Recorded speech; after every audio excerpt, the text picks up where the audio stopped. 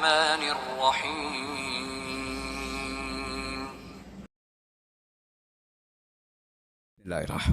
Assalamualaikum warahmatullahi wabarakatuh. Alhamdulillah wa syukurillah, la haula wa la quwata illa billah. Asyhadu an la ilaha illallah wahdahu la syarikalah wa asyhadu anna Muhammadan abduhu wa rasuluh. Allahumma shalli ala Muhammad wa ala Muhammad. Qala Allah ta'ala fil Qur'anil Karim, a'udzu billahi minasy syaithanir rajim. Ya ayyuhallazina amanu ittaqullaha haqqa tuqatih wa la tamutunna illa wa antum muslimun. Wa qala ta'ala aidan walal akhiratu khairul laka minal ula. Shadaqallahu alazim. Ibu-ibu serta bapak sekalian, jamaah pengajian Senin Kamis Masjid As-Sabirin yang senantiasa dimuliakan Allah. Alhamdulillah, kita masih diberi umur oleh Allah, menangi tahun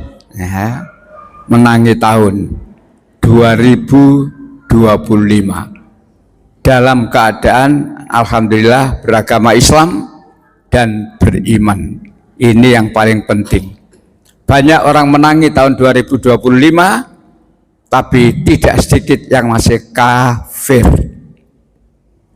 Disinilah bedanya. Diberi umur, menangi tahun 2025 dalam keadaan beriman.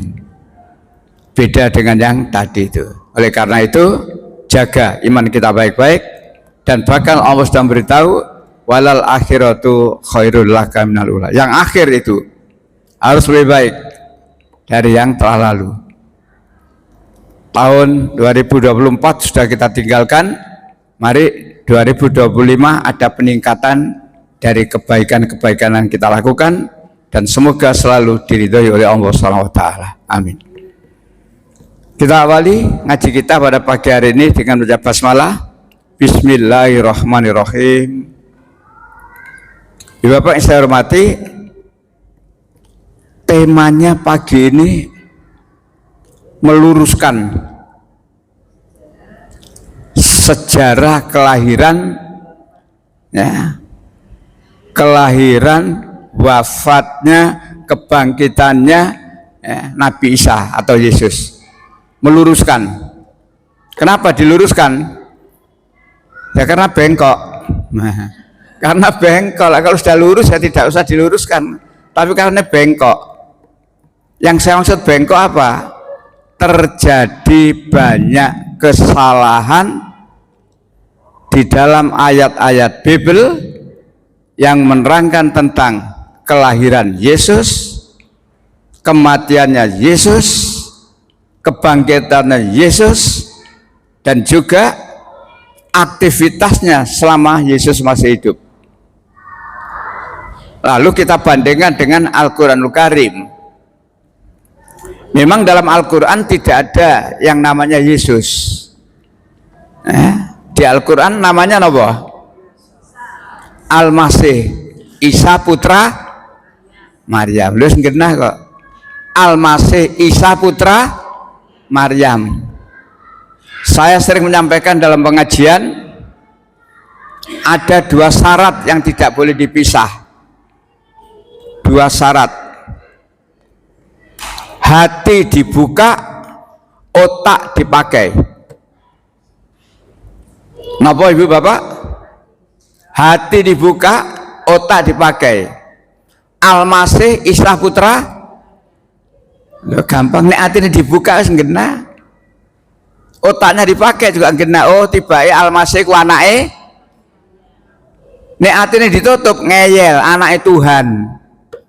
Nek utake gak dipakai ngeyel, anake Tuhan. Dua. Hati dibuka, otak dipakai. Selamat kita nih. Baik, ya Pak yang saya hormati, kembali kepada tema meluruskan sejarah tentang kelahiran. Jadi tentang kelahiran Al-Masih Isa putra Maryam kelahiran Yesus ada perbedaan yang prinsip. Menurut Alkitab seperti ini, dan inilah yang kita luruskan. Nah, jadi di dalam Alkitab itu, ibu bapak yang saya hormati, apa istilahnya? Amburadul. Ayat yang menerangkan tentang kelahiran Yesus itu amburadul. Kenapa amburadul itu? Wes gak karu-karuan. Nah, satu di antaranya, menurut Alkitab, Yesus itu lahir di zaman Raja Herodes. Yesus lahir di zaman Raja Herodes. Itu tahun 4 sebelum Masehi. Jadi menurut Matius, lahirnya Yesus itu tahun 4 sebelum Masehi. Waktu itu rajanya bernama Raja Herodes yang sudah berkuasa. Lain Matius, lain. Kalau tadi Injil Matius, sekarang Injil Lukas. Menurut Injil Lukas, lahirnya Yesus itu tahun 7 Masehi. Waktu itu Kaisar Agustus sedang mengadakan sensus penduduk. Dari dua ayat ini saja kalau kita tanyakan pada orang Kristen bingung. Yang betul lahirnya Yesus itu tahun 4 sebelum Masehi atau tahun 7 Masehi, bingung. Dua-duanya berdasar ayat dari Alkitab. Jadi ini yang ibu bapak ketahui, dua-duanya berdasar ayat, tidak kira-kira, bukan katanya. Sehingga kalau kita tanyakan sing bener ayat ini yang mana? Yang Injil Matius kah? Atau Injil Lukas? Bingung. Maka saya pernah dalam bahasa guyon, kalau saya ke toko buku, tanya kepada mbaknya yang jaga itu, Mas atau Mbak, saya mencari buku yang membingungkan itu mana ya? Nah ini bukan membingungkan, baru tanggalnya atau lahirnya saja bingung. Ditambah lagi, harus dua ya. Menurut Injil Matius tahun 4 sebelum Masehi, menurut Injil Lukas tahun 7 Masehi, dua. Yang ketiga, menurut Injil juga, di Injil Lukas pasal 2 ayat 11 tentang kelahirannya Yesus. Pada waktu itu ada gembala-gembala di padang menjaga kawanan ternak di waktu malam. Itulah ayat, ada 4 poin. Ada gembala di padang menjaga kawanan ternak waktu malam. Ini otaknya dipakai, jelas bukan musim salju. Gembala di padang. Padang apa kira-kira? Padang rumput. Hubungannya gembala di padang, menggembala kawanan ternak. Nah, ternak padang rumput, lebih-lebih di waktu malam hari. 3 ayat ini sangat membingungkan kalau kita tanyakan pada orang Nasrani, sing bener sing di. Alhamdulillah kita diberi kitab oleh Allah, namanya Al-Quranul Karim. Dari Al-Quran inilah kita pakai untuk meluruskan ya, dari keterangan yang bengkok tadi. Dan memang salah satu fungsi Al-Quran itu, ibu bapak, sebagai alat koreksi. Ini yang sering saya sampaikan, jarang disampaikan oleh para ustadz. Al-Quran sebagai rahmat, ya, Al-Quran sebagai petunjuk, ya. Al-Quran sebagai Al-Furqan, pembeda, ya, dan seterusnya. Al-Quran sebagai asyifa, obat, ya. Tapi ada satu fungsi Al-Quran yang jarang dikupas, padahal ini penting. Tolong surat 5 ayat 48. Ya.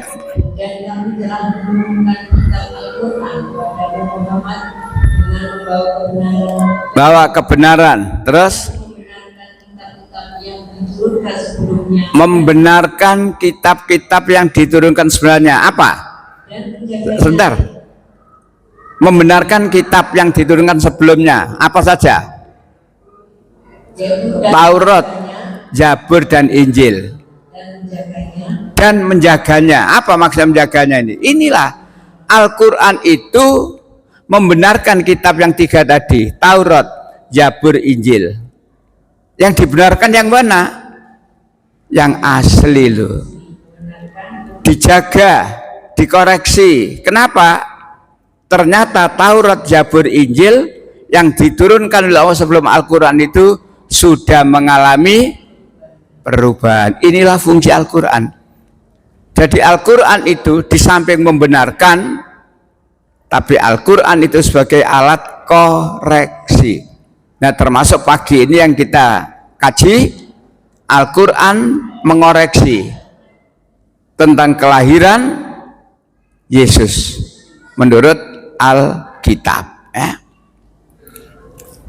Bapak yang saya hormati, setelahnya dikoreksi, nah, hasil koreksinya tadi itu ketemu 3 poin yang semuanya membingungkan. Yesus lahir tahun 4 sebelum Masehi, Yesus lahir tahun 7 Masehi, dan Yesus lahir tidak musim penghujan karena ada banyak gembala di padang menjaga kawanan ternak pada waktu malam.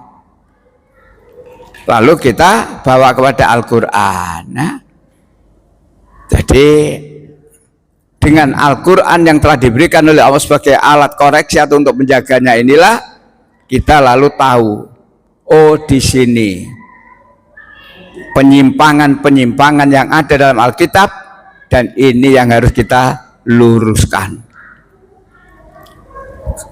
Tentang kehamilan. Kalau tadi waktu, ya, kalau tadi waktu kelahiran. Tentang kehamilan. Jadi sebelum bayi itu lahir, bayi itu berada di dalam kandungan. Nah, jadi sebelum bayi itu lahir, bayi itu berada di dalam kandungan. Nah, kandungannya Maryam dengan kandungannya Maria, proses kehamilannya Maryam dengan proses kehamilannya Maria beda. Siapa Maryam itu? Ibunya Nabi Isa. Siapa Maria itu? Ibunya Yesus. Nah, jadi kalau kita ngomong Maria itu bukannya dengan Yesus, ibunya Yesus. Tapi kalau kita ngomong Maryam, ibunya Nabi Isa. Sama-sama hamil dan kemudian melahirkan anak, tapi beda prosesnya. Menurut Alkitab, Maria bertunangan dengan Yusuf, lalu ia mengandung dari Roh Kudus. Maria bertunangan dengan Yusuf, ya, lalu kemudian mengandung dari Roh Kudus. Maryam, ya, wanita yang disucikan. Nah, jadi kalau ini dikatakan Maria itu bertunangan, beda dengan kehamilan Maryam. Maryam menjaga diri baik-baik. Inilah alat koreksi. Inilah Al-Quran meluruskan sejarah yang bengkok tadi. Kita lihat surat 19. Agak panjang supaya komplit. Mulai ayat 16. Dan ceritakanlah Muhammad kisah Maryam di dalam kitab Al-Quran, yaitu ketika dia mengasingkan diri dari kelahirannya ke suatu tempat di sebelah timur atau Baitul Maqdis. Inilah kisah Maryam dalam Al-Quran. Lanjut 17. Lalu dia memasang tabir yang melindunginya dari mereka. Lalu kami mengutus roh kami Jibril kepadanya, maka dia menampakkan diri di hadapannya dalam bentuk manusia yang sempurna. Terus 18. Dia yang berkata, sungguh aku berlindung kepada Tuhan yang Maha Pengasih terhadapmu jika engkau orang yang bertakwa. Itulah sikap Maryam ketika didatangi malaikat Jibril yang menyerupai manusia. Lanjut 19. Dia Jibril berkata, sesungguhnya aku hanyalah utusan Tuhanmu untuk menyampaikan anugerah kepadamu seorang anak laki-laki yang suci. Malaikat Jibril berkata, aku adalah utusan Tuhanmu menyampaikan kabar engkau akan diberikan seorang anak laki-laki yang suci. Itulah berita yang disampaikan oleh malaikat Jibril atas perintah Allah.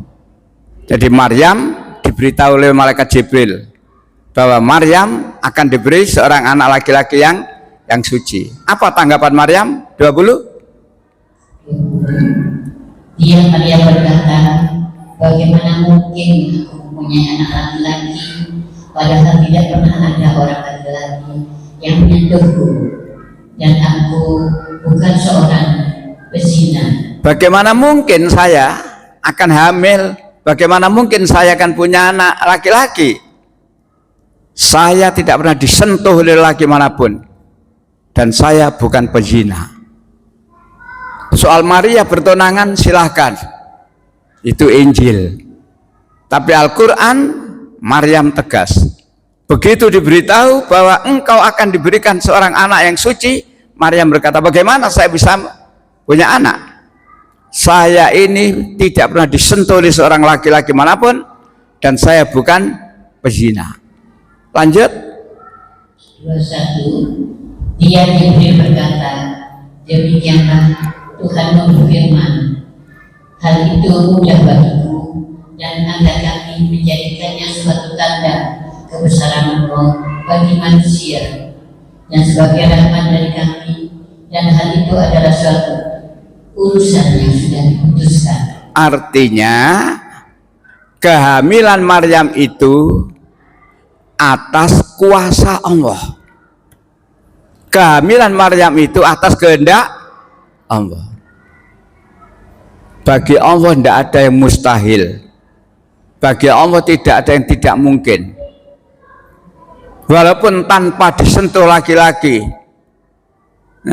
walaupun tidak melalui perzinahan dan sebagainya, Allah mentakdirkan Maryam hamil, maka Allah cukup berkata kun fayakun. Yang di sini tadi Maria bertunangan lalu hamil. Yang di sini Maryam menjaga diri baik-baik, tapi malaikat Jibril memberitahu atas perintah Allah. Beda. Nah, sampai di sini dulu. Kembali kepada Alkitab. Kalau tadi Maria bertunangan, maka dilanjutkan ayatnya. Maria bertunangan dengan Yusuf, lalu dia mengandung. Maka dalam ayat berikutnya dikatakan, iya Yusuf tunangannya tadi mengawini Maria, walaupun tidak melalui persetubuhan tidak melakukan persetubuhan dengannya. Tapi berarti Maria kawin. Maria kawin. Maryam kawin mboten? Tidak, beda. Jadi Maryam tidak kawin. Hingga melahirkan anak dia tetap perawan, tetap suci.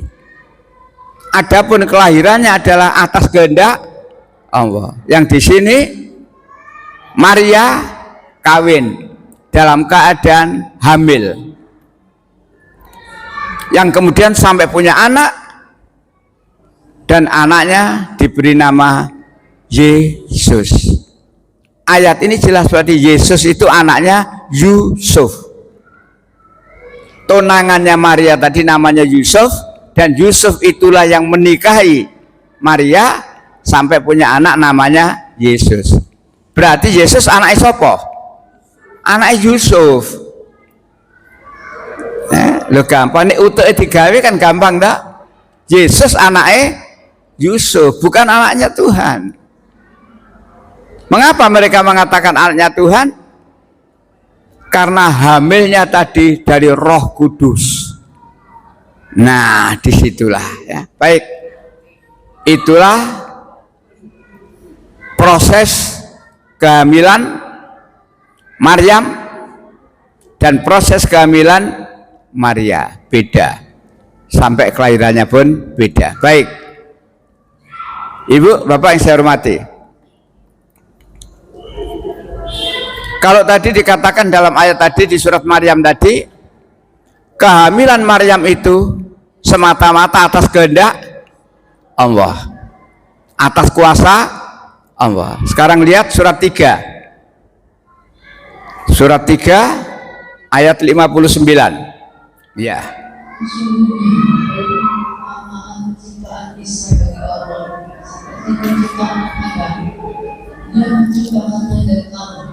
Kemudian dia berkata kepadanya, jadilah, maka jadilah sesuatu. Itulah penciptaan Adam. Belum ada manusia sama sekali. Belum ada manusia sama sekali. Lalu Allah akan menciptakan manusia. Manusia yang akan diciptakan itu bernama siapa? Manusia yang akan diciptakan, manusia pertama Adam. Adam punya ibu? Punya bapak? Lu kok bisa jadi Adam? Ganti bapak, ganti ibu. Adam diciptakan dari tanah. Lu kok iso tanah menjadi Adam?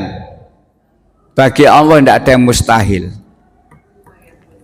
Adam diciptakan dari tanah. Allah juga berkata, kun, jadilah dia manusia. Dari penciptaan Isa putra Maryam sama dengan itu. Walaupun tanpa pernikahan, tanpa hubungan suami istri dan sebagainya, Allah menghendaki Maryam hamil. Ayat itu gandengkan.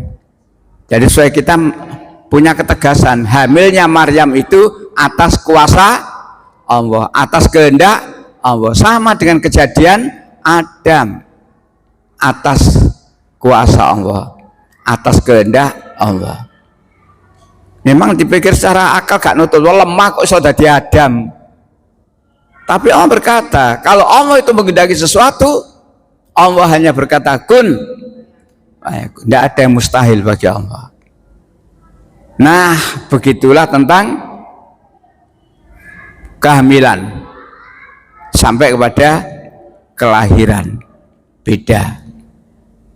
Inilah yang kemudian fungsi Al-Quran tadi, untuk menjaganya, untuk memeliharanya, untuk mengoreksi Alkitab. Dari sini sudah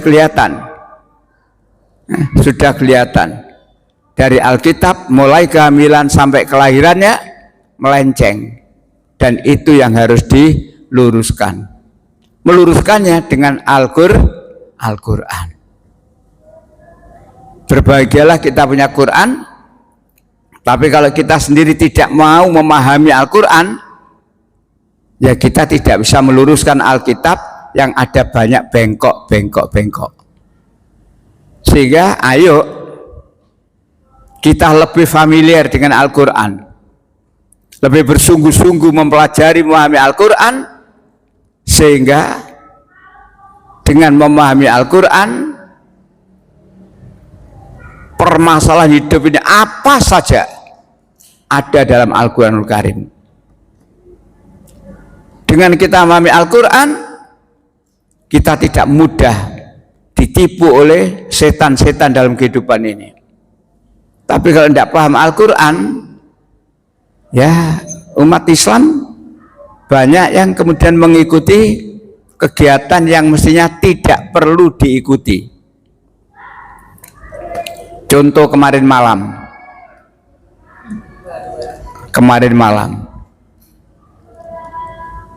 katakanlah Surabaya ya Kak Sagage. Surabaya ini banyak Islamnya ya, orangnya ya. Tapi yang meramaikan tahun baru sopo? Lah pemelu-melu. Nah, dan lain sebagainya. Pendek kata, kegiatan yang tidak ada tuntunannya, jangan diikuti. Nah, kita ini ya karena tidak begitu familiar dengan Quran. Yang diikuti bukan Qurannya, tapi hawa nafsu, seneng. Setahun pisan Pak, setahun pisan. Akhirnya subuhnya masjid akeh sepi, karena malamnya begadang. Baik, kalau tadi kehamilan sudah, kelahiran sudah. Maka Ibu Bapak yang saya hormati,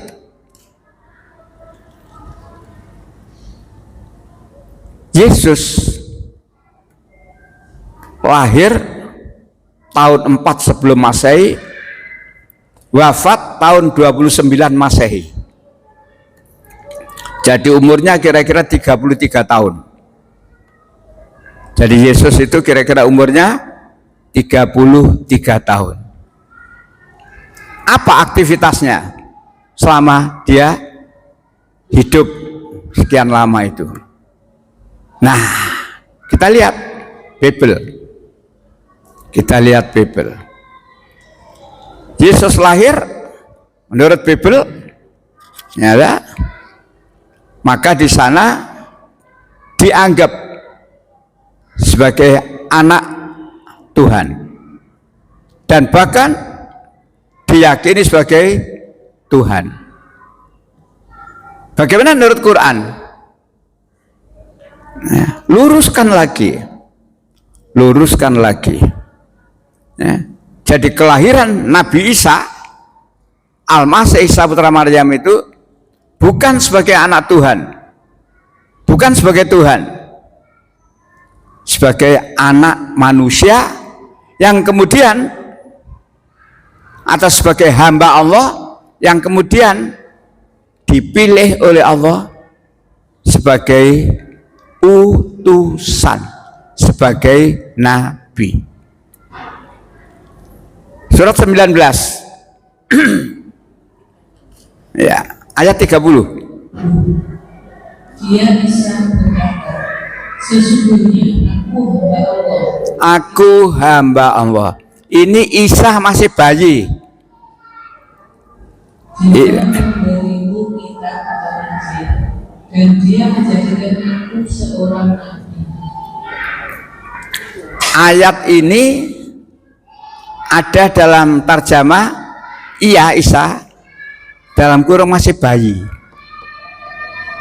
Nah, jadi ini Isa masih bayi. Wis iso ngomong. Disinilah yang membuat kemarahan orang Yahudi semakin memuncak. Bahaya ngomong. Sesungguhnya iya, aku ini Isa ini hamba Allah. Sama dengan saya, sama dengan panjenengan, hamba Allah, sama. Bedanya Isa dipilih oleh Allah menjadi nabi. Saya dan panjenengan boten. Untuk siapa dia dipilih menjadi nabi? Untuk ayat tadi 19:30 tadi. Untuk siapa?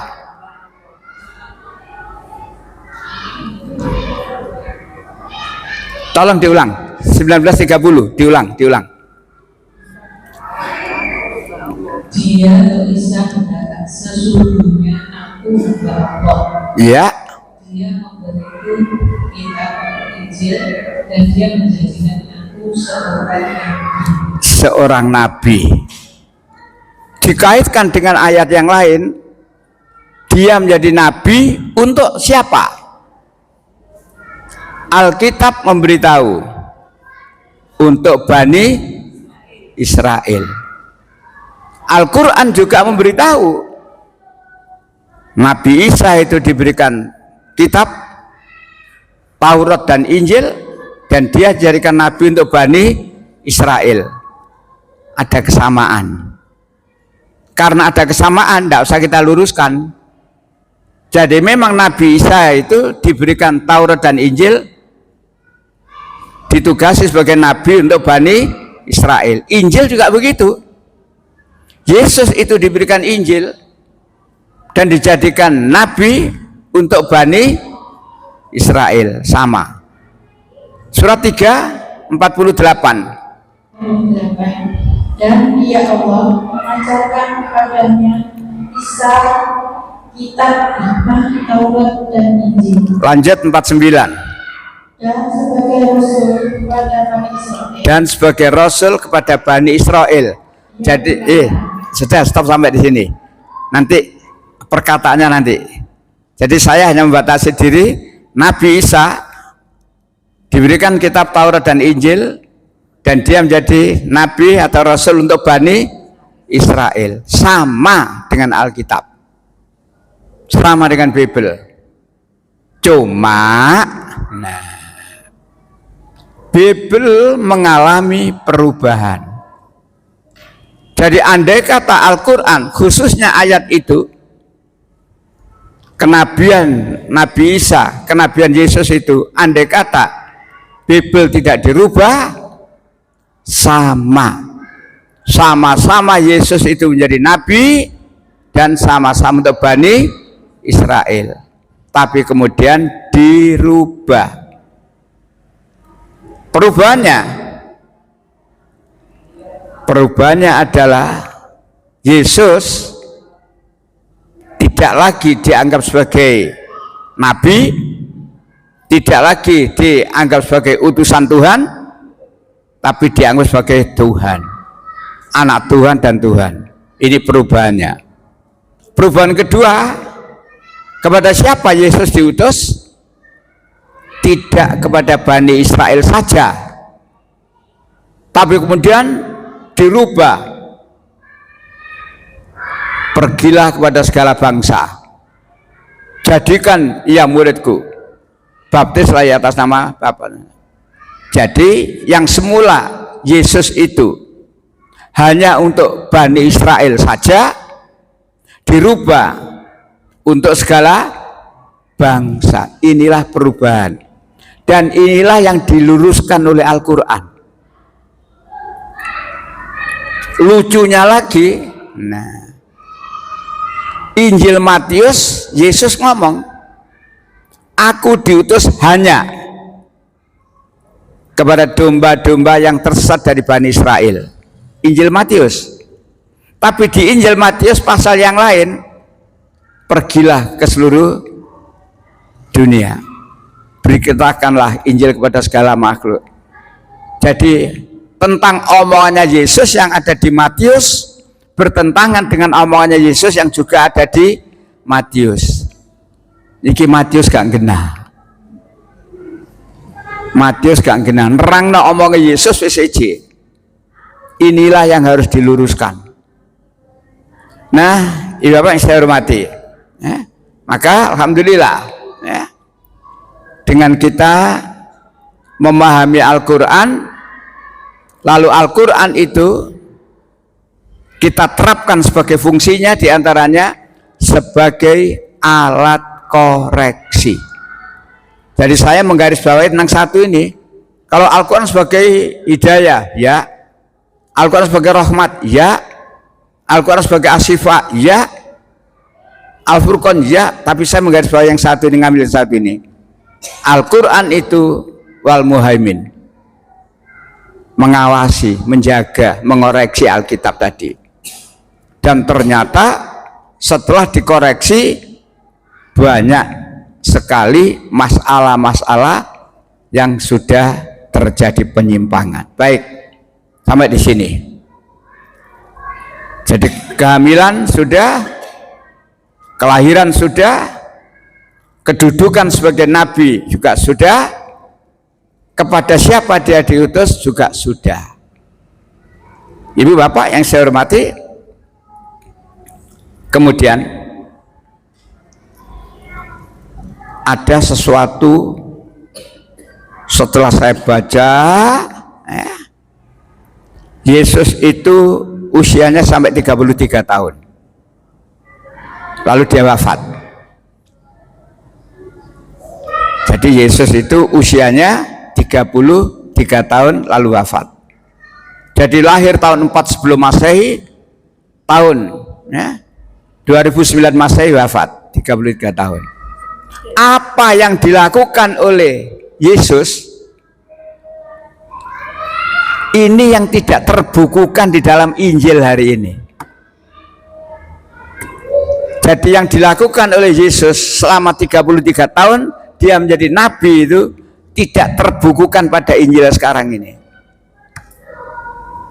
Adapun Injil yang sekarang ini, yang ada ini ditulis jauh sesudah Yesus wafat.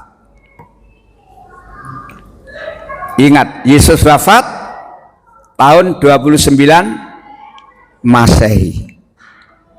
Nah, jadi Yesus wafat tahun 29 Masehi. Injil yang ditulis, 4 Injil yang ada itu Matius, Markus, Lukas, Yohanes. Matius itu ditulis oleh seorang bernama Matius tahun 65 Masehi. Nah, Markus ditulis oleh seorang bernama Markus tahun 61 Masehi. Lukas ditulis pada tahun 95 Masehi. Yohanes ditulis pada tahun 100 Masehi. Jadi jarak kematian Yesus dengan ditulisnya Alkitab jauh sekali. Apa yang ada dalam Alkitab ini? Dari mana mereka menulis Alkitab ini? Tidak ada landasannya. Jadi Alkitab ini hanya sekedar semacam biografi kehidupan Yesus. Apa yang dikerjakan Yesus selama 33 tahun menjadi nabi, menjadi utusan Tuhan tadi tidak termasuk di sini. Yang ada di Injil yang 4 itu, ibu bapak, nah, ini orang Nasrani banyak tidak tahu. Yang ada dalam Injil yang 4 itu, itu sebenarnya bukan firman Allah, bukan ucapan Yesus. Ya memang masih ada sisa. Jadi di Alkitab ini masih ada sisa firman Allah. Itu kalau saya baca hanya 12% firman Allah. Sisanya 88% itu adalah ajarannya Paulus. Jadi Kristen yang ada hari ini, ajaran agama Kristen yang ada pada hari ini, isi Alkitab yang ada pada hari ini adalah sebagian besar ajarannya Paulus. Bukan Paus, Paulus. Kalau Paus kan pimpinan agama Katolik sedunia, Paulus. Paulus itu orang yang hidup di zaman Yesus. 8 tahun lebih muda dari Yesus. Tapi dia bukan muridnya Yesus. Paulus hidup di zaman Yesus, lebih muda dari Yesus, dan bukan muridnya Yesus. Justru dia adalah orang yang sangat jahat terhadap murid-muridnya Yesus yang bertauhid. Jadi murid-muridnya Yesus yang mengikuti ajaran Yesus tauhid, la ilaha illallah, dibenci oleh Paulus ini.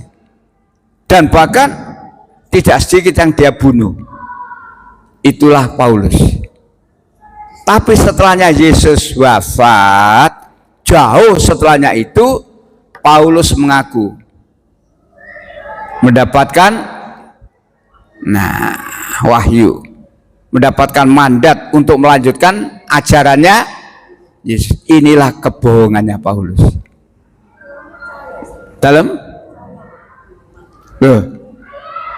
Paulus itu memang orang yang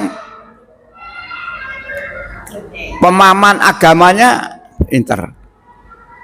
Dia memang otoriter. Dan dia memang pandai menyampaikan sesuatu sehingga masyarakat yang semula tidak percaya, karena kelihayannya dia menyampaikan, akhirnya dia percaya. Dalam satu tema, Ibu, Bapak, saya pernah menyampaikan ini tema, nabi palsu, ajarannya sesat dan menyesatkan.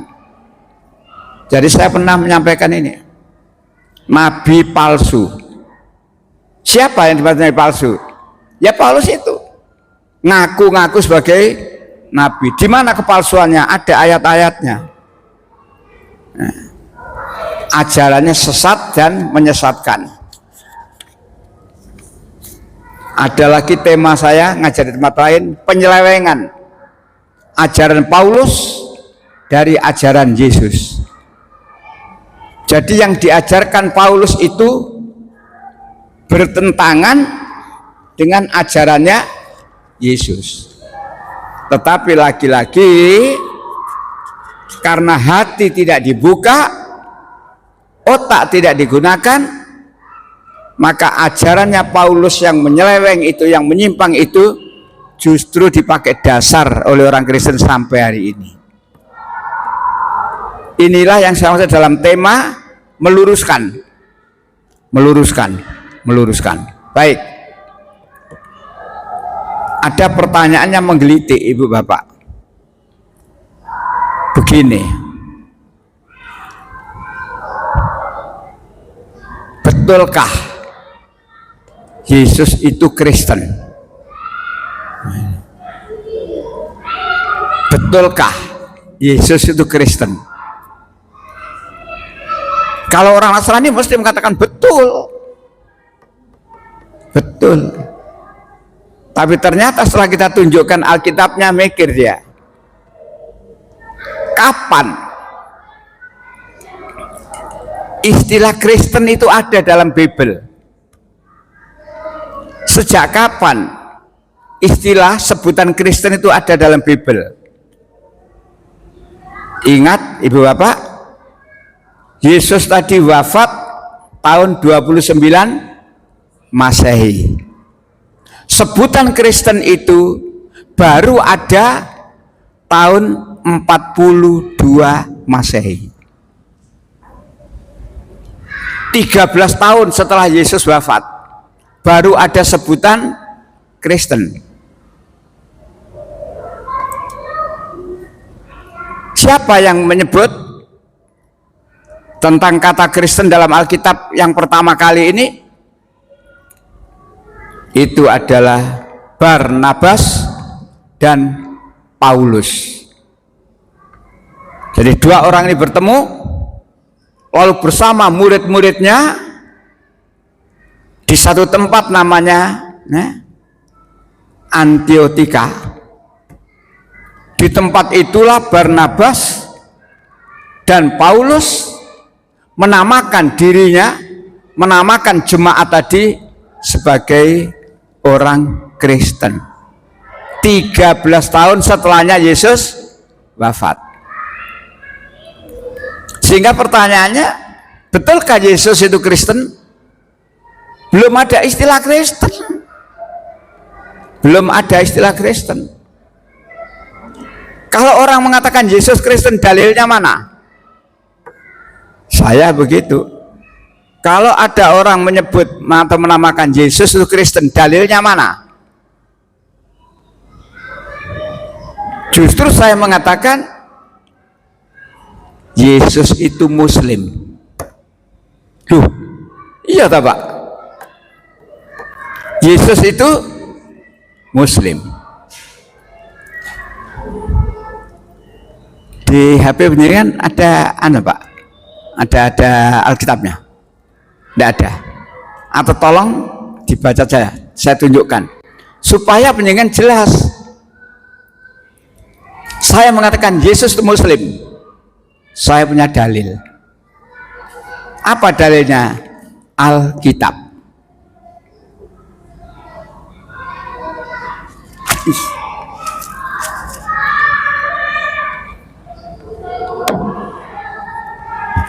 Tolong dibacakan Pak. Markus.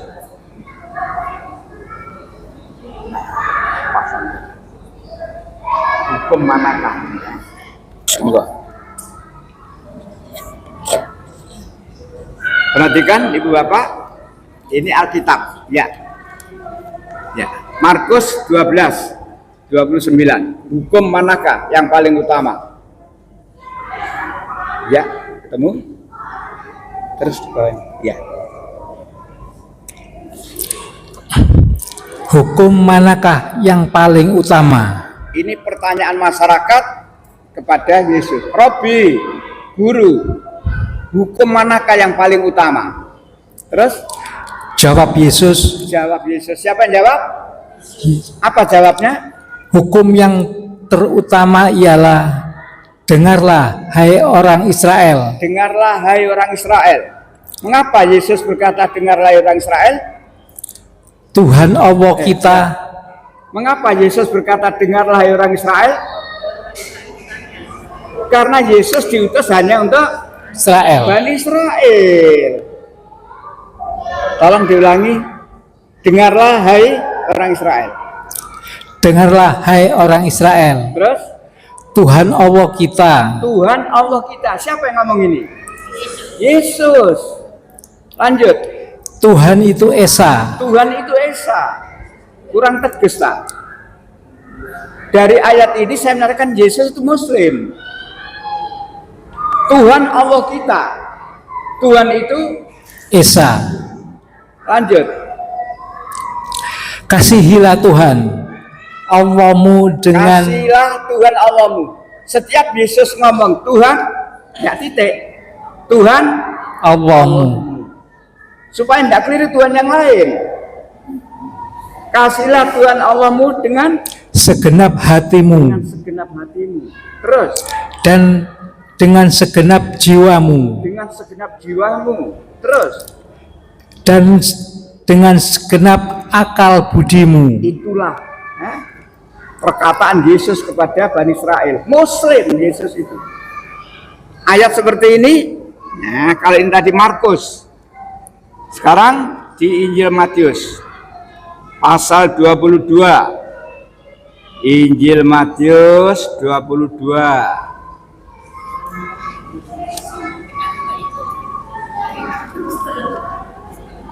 Injil Matius 22. Nah, mulai dari sini. Ya. Guru. Ya, perhatikan lagi. Guru, hukum manakah yang terutama dalam hukum Taurat? Masyarakat bertanya, guru, Robi, guru, hukum mana yang paling utama dalam hukum Taurat? Terus? Jawab Yesus kepadanya. Jawab Yesus kepadanya. Terus? Kasihilah Tuhan Allahmu dengan segenap hatimu. Terus? Dan dengan segenap jiwamu. Terus? Dan dengan segenap akal budimu. Inilah saya mengatakan Yesus itu Muslim. Orang Nasrani bingung. Saya enggak tahu apa dia tidak tahu atau kura-kura dalam perahu. Nah, satu lagi.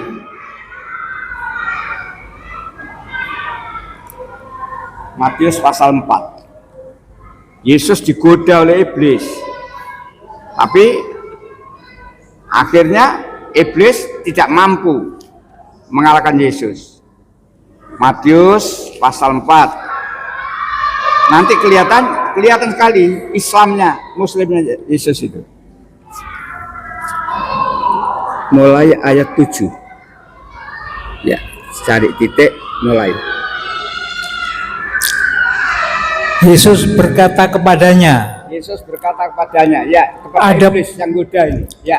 ada pula tertulis, janganlah engkau mencobai Tuhan Allahmu. Nah, jadi iblis dimarahi oleh Yesus. Jangan kamu mencobai Tuhan Allahmu. Terus. Dan iblis membawanya pula ke atas gunung yang sangat tinggi. Yesus dibawa. Terus. Dan memperlihatkan kepadanya semua kerajaan dunia dengan kemegahannya. Yesus tidak tertarik itu. Terus. Dan berkata kepadanya, semua itu akan kuberikan kepadamu. Diiming-iming. Semua itu akan aku berikan kepadamu, Yesus. Asal kamu mau menyembah. Jika engkau sujud menyembah aku. Terus. Maka berkatalah Yesus kepadanya. Nah, ini perhatikan. Maka berkatalah Yesus kepadanya, kepada iblis. Iblis dimarahi ini. Apa kata-katanya? Enyahlah iblis, sebab ada tertulis, engkau harus menyembah Tuhan Allahmu, dan hanya kepada Dia sajalah engkau berbakti. Dari ayat-ayat ini, Ibu Bapak, saya mengatakan Yesus itu Muslim. Bisa dicatat ayatnya tadi, ya. Bisa dicatat ayat yang tadi, Markus 12. Markus 12 ayat 29. Jadi kalau pengen kapan-kapan ngomong itu biar ndak khawatir. Ngomong dijalui bukti, tinggal buka. Sudah dicatat? Markus 12 pasal 29. Dan juga tadi saya sambung tadi,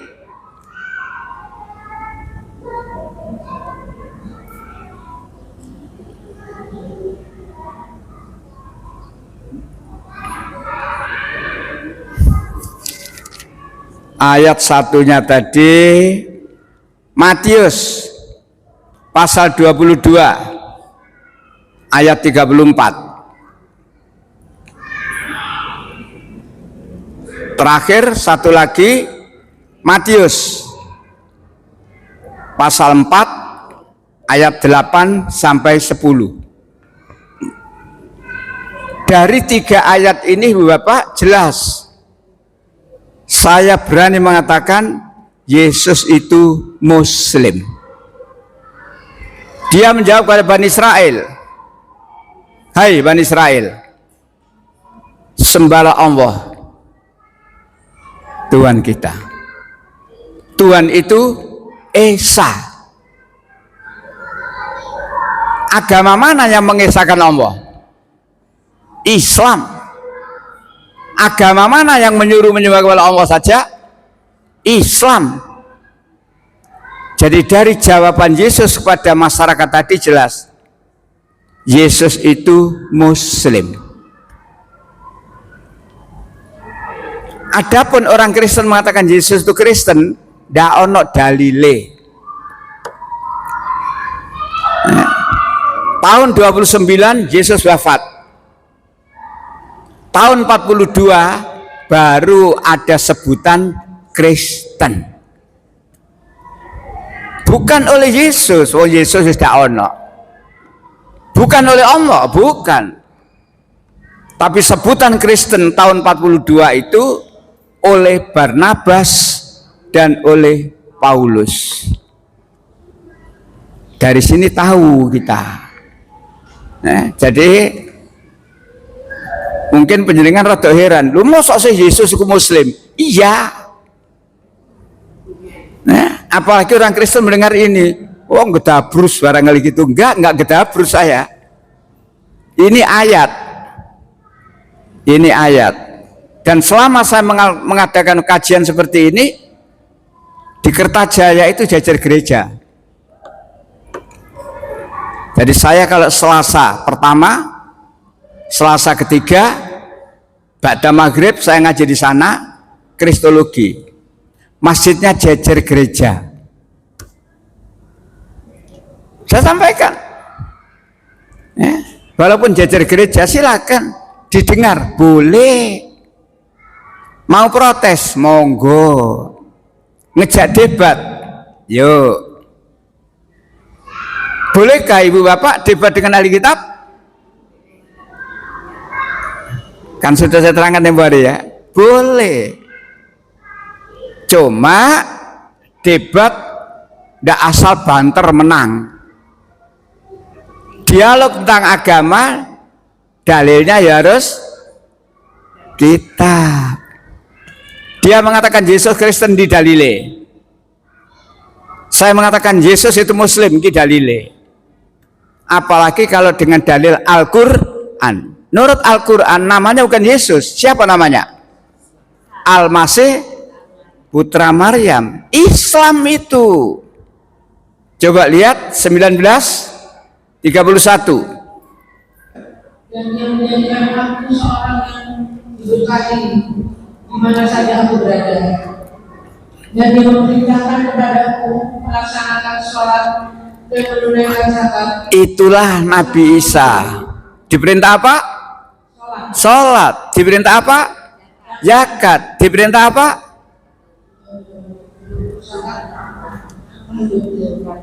Itu. Ya. Jadi Nabi Isa selama hidup diperintahkan sholat. Karena dia Islam. Dan ibu bapak, tidak ada seorang nabi pun yang tidak Islam. Catat baik-baik. Tidak ada seorang nabi pun yang tidak Islam. Dari mulai Nabi Adam hingga Nabi Muhammad semuanya Islam. Memang kata Islam itu baru muncul ketika kenabian Rasulullah Muhammad. Sebelum itu tidak menggunakan istilah Islam. Tapi semuanya itu berarti Islam. Aslama, berserah diri. Ibrahim Islam. Coba lihat 2:131. Ingatlah kepada Tuhan, berfirman kepadanya, kepada Ibrahim. Ya. Dia menjawab, aku berserah diri kepada Tuhan seluruh. Nabi Ibrahim diperintah oleh Allah, Islamlah, tunduk, patuhlah, berserah diri. Jadi Islam itu punya arti aslama, berserah diri. Islam itu punya arti tunduk, patuh. Nabi Ibrahim diperintah oleh Allah, berserah dirilah kamu padaku. Jawab Nabi Ibrahim, saya sudah Islam, saya sudah berserah diri. Nabi Ibrahim Islam tidak untuk awake dhewe tok, tapi Nabi Ibrahim juga mewariskan Islam itu kepada anak cucunya. Lanjut, satu ayat lagi.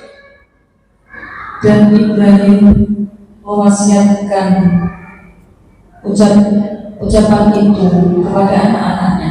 Demikian pula Yakub, wahai anak-anakku, sesungguhnya Allah telah memilih agama ini untukmu, maka janganlah kamu mati kecuali dalam keadaan muslim. Wahai anak-anakku, sesungguhnya Allah telah memilih agama ini. Agama apa? Islam. Sesungguhnya Allah telah memilih agama ini untukmu. Sering saya sampaikan juga dalam pengajian di sini, Islam yang kita yakini ini bukan pilihan kita, bukan pilihannya bapak ibu kita. Pilihannya siapa? Allah. Sesungguhnya Allah telah memilihkan agama ini untukmu. Lalu kalimat terakhir, tolong diulang. Kalimat terakhir, ya. Ayat tadi, ayat yang tadi. Dan jangan kamu mati. Itu loh. Semua nabi Islam. Lebih tegas lagi, 16:36. Dan sungguh kami telah mengutus seorang rasul untuk setiap umat untuk menyerukan sembahlah Allah dan jauhilah tagut. Itulah kepada setiap umat Allah mengutus nabi. Tidak ada umat yang tidak ada pendamping nabi. Tidak. Semua umat, semua kaum, di situ Allah kirim utusan nabi. Apa yang diajarkan? Sembahlah Allah, jauhi. Itulah semua nabi itu Islam. Tidak ada nabi yang mengatakan gak popo kamu nyembah Gunung Kawi, gak ono. Gak popo kamu nyembah ibuku, gak ono. Semua nabi mengajarkan sembahlah Allah, jauhilah tauhid. Apa tauhid itu? Sembahan selain Allah. Dari sini tegas sekali Bapak, kalau saya kaitkan dengan pernyataan saya, Yesus itu Muslim. Baik dari ayat Alkitab, maupun dari surat Maryam, maupun dari ayat-ayat ini. Allah telah mengutus Nabi kepada tiap kaum. Dan kemudian Nabi itu mengajarkan sembahlah Allah, jauhi tauhid. Satu lagi 3965. Dan sungguh telah diwahyukan kepadamu dan kepada nabi-nabi yang sebelumnya. Stop. Sungguh telah diwahyukan kepadamu. Mu siapa? Sungguh telah diwahyukan kepadamu. Mu siapa? Nabi siapa? Nabi Muhammad. Sungguh telah diwahyukan kepadamu Muhammad. Lanjut, dan kepada nabi-nabi sebelummu.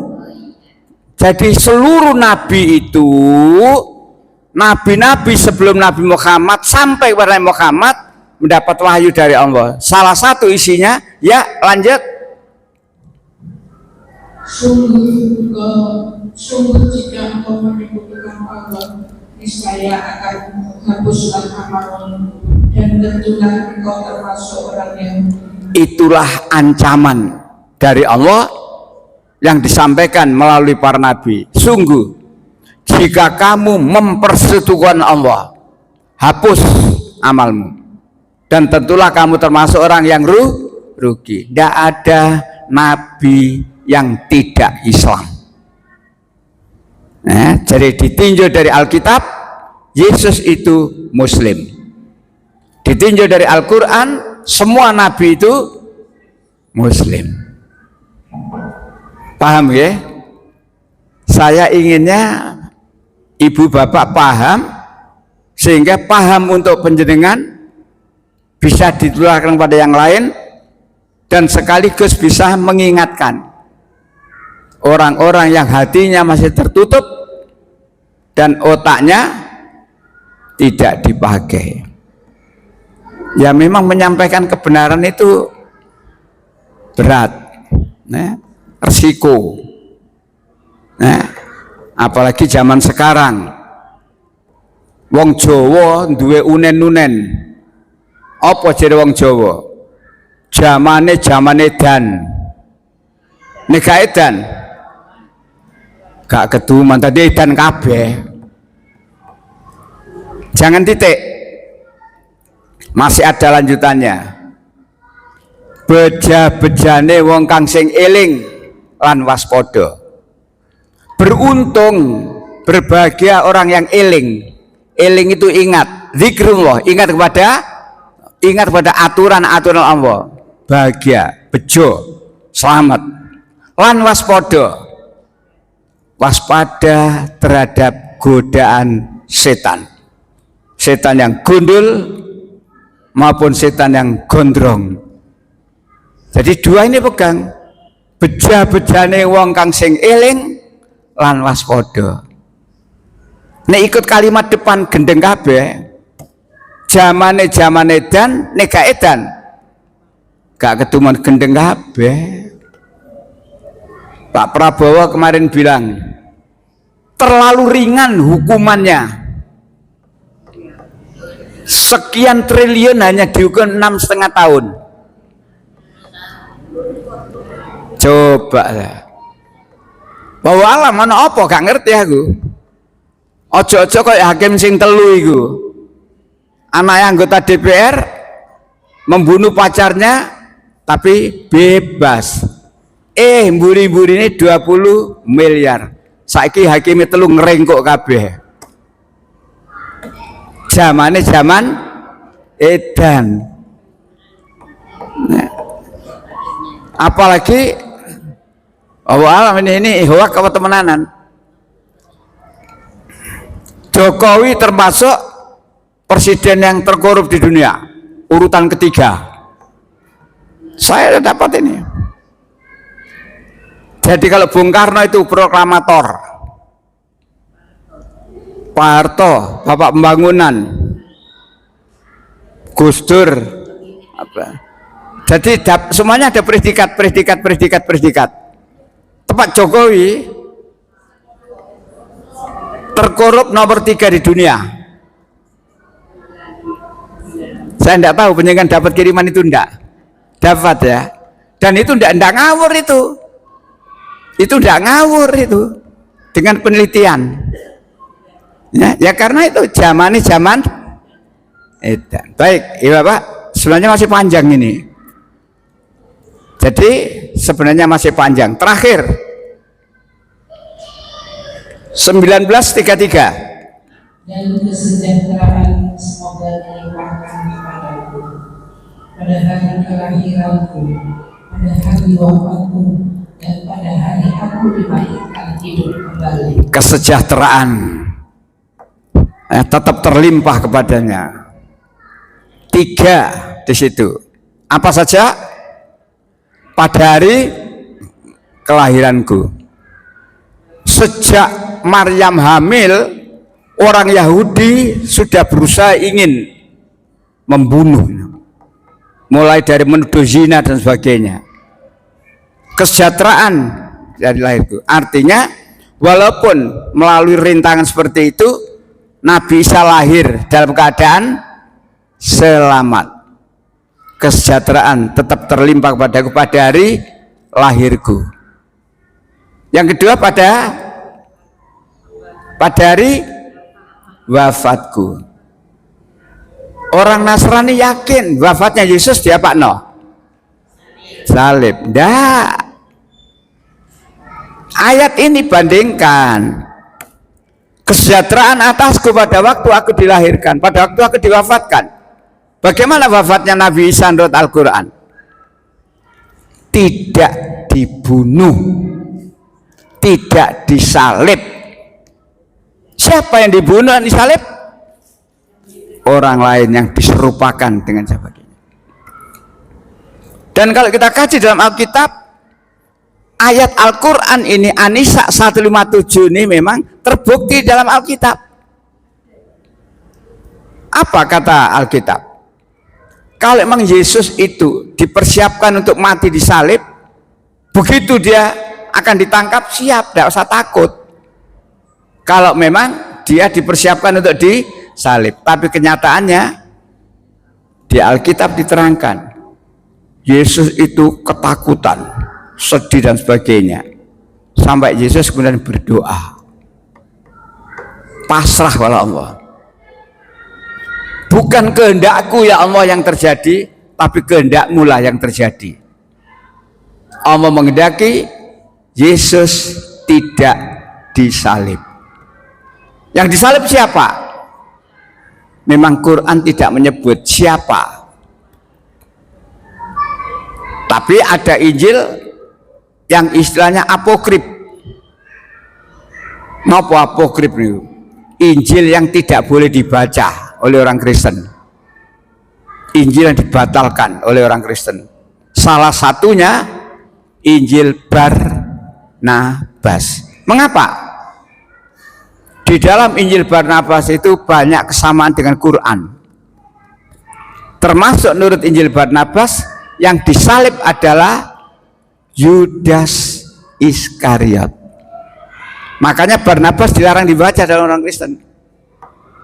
Menurut Barnabas, anaknya Nabi Ibrahim yang dikorbankan Ismail.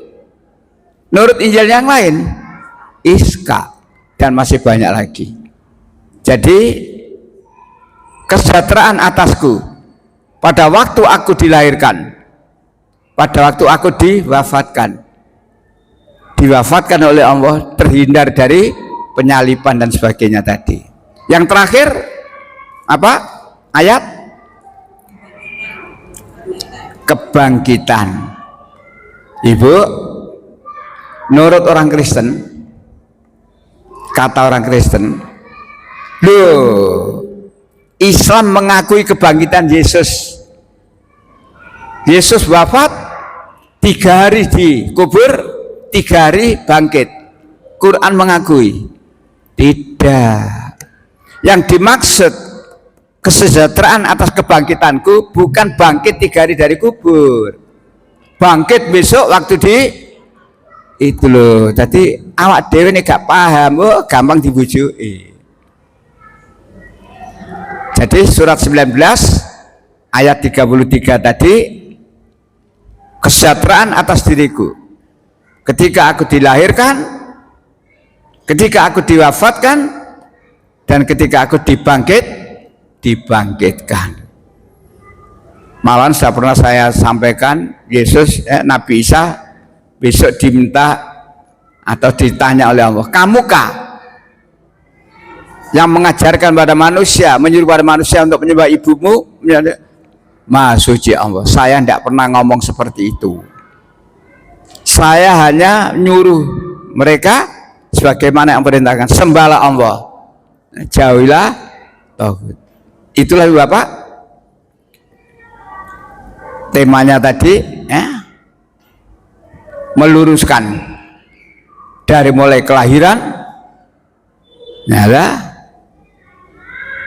jadi kehamilan, kelahiran, lalu aktivitas selama dia hidup 33 tahun itu apa, dan ternyata memang Injil yang ada hari ini hanyalah biografi, tidak ada alat dokumen untuk menyusun Alkitab. Karena apa? Disusun jauh setelah Yesus wafat tahun 29,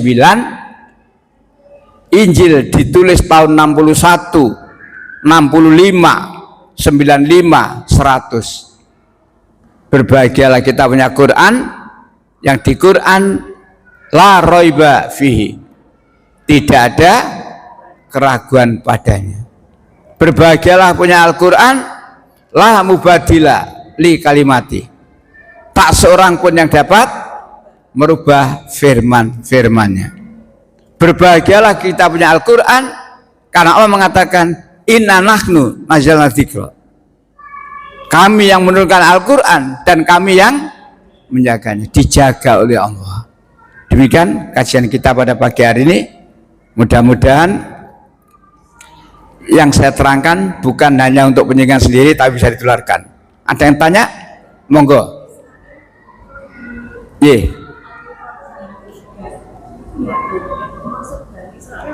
Gimana?